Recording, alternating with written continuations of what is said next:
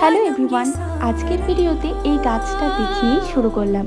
গাছের কিন্তু একটা চমক আছে, ভিডিওর এন্ডে বলবো। এই গাছটা দেখার পরে চলে গেছিলাম গঙ্গার ঘাটে। ভাটা পড়েছিল, তাই এরকমটা লাগছে। বিকেলে না দৃশ্যটা পুরো আলাদাই থাকে।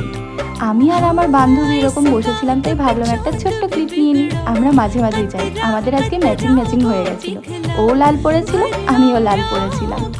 বসে থাকতে থাকতে হঠাৎ করে দেখি নৌকোটা আজকে ঠিক আমাদের সামনে দিয়ে যাচ্ছে।